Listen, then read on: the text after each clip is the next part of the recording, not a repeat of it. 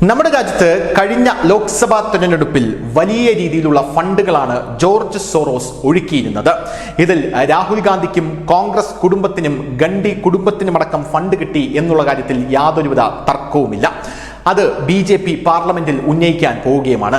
ഇതിനിടയിൽ പുറത്തു വരുന്ന വാർത്ത എന്ന് പറയുന്നത് ഈ ഫണ്ട് കിട്ടിയവരുടെ കൂട്ടത്തിൽ മാധ്യമങ്ങളും മാധ്യമ പ്രവർത്തകരും ഉണ്ട് എന്നുള്ളതാണ്. ദക്ഷിണേന്ത്യ കേന്ദ്രീകരിച്ച് പ്രവർത്തിക്കുന്ന കട്ടിംഗ് സൗത്തിനായി പ്രവർത്തിക്കുന്ന ഡിജിപബ് എന്ന് പറയുന്ന ആ ഒരു സംഘടനയടക്കം നമ്മുടെ ഇന്റലിജൻസ് ബ്യൂറോയുടെയും NIA-യുടെയും വലയത്തിലുണ്ട് എന്നും നമുക്കെല്ലാവർക്കും അറിയാം.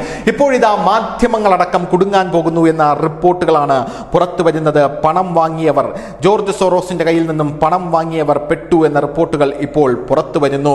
ജോർജ് സോറോസ് നമുക്കറിയാം, കഴിഞ്ഞ തവണ ജോർജ് സോറോസിന്റെ രീതി എന്ന് പറയുന്നത് വലതുപക്ഷ മാധ്യമങ്ങളെ തഴഞ്ഞ് മറ്റ് ലെഫ്റ്റ് ലിബറൽ വിഘടനവാദ മാധ്യമങ്ങൾക്ക് വലിയ പ്രചാരണം യൂട്യൂബ് വഴിയും ഫേസ്ബുക്ക് വഴിയും കൊടുക്കുകയായിരുന്നു.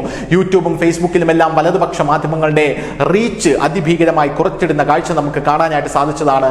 അതിനുശേഷം കോൺഗ്രസിനടക്കം ഫണ്ട് വന്നു. അവർ പല നോർത്ത് ഇന്ത്യൻ സംസ്ഥാനങ്ങളിലും ജനങ്ങൾക്ക് പൈസ കൊടുത്ത് 1 ലക്ഷം രൂപയടക്കം രാഹുൽ ഗാന്ധി വിജയിച്ചു കഴിഞ്ഞാൽ നിങ്ങളുടെ അക്കൗണ്ടിലേക്ക് വരും എന്ന രീതിയിലുള്ള പ്രചാരണങ്ങൾ നടത്തിയതും നമ്മളെല്ലാവരും കണ്ടതാണ്. മാധ്യമങ്ങളടക്കം കട്ടിംഗ് സൗത്ത് എന്ന് പറയുന്ന മൂവ്മെന്റ് തുടങ്ങി അതിനകത്ത് വലിയ രീതിയിൽ മലയാള മാധ്യമങ്ങൾ അടക്കം ഇടപെടുന്ന കാഴ്ച നമുക്ക് കണ്ടതാണ്. ഇപ്പോഴിതാ സോണിയാഗാന്ധിയുമായിട്ടുള്ള രേഖകൾ, സോണിയാഗാന്ധിയുമായി ബന്ധപ്പെട്ട രേഖകൾ പുറത്തു വരുന്നതോടെ അത് കോൺഗ്രസിനെ വെട്ടിലാക്കും. പാർലമെന്റിൽ എത്തുന്നതോടുകൂടി കോൺഗ്രസ് മാത്രമല്ല അവർക്ക് കുടപിടിക്കുന്ന രാജ്യദ്രോഹ രാജ്യവിരുദ്ധ മാധ്യമങ്ങളും വെട്ടിലാകും എന്ന റിപ്പോർട്ടുകളാണ് പുറത്തു വരുന്നത്.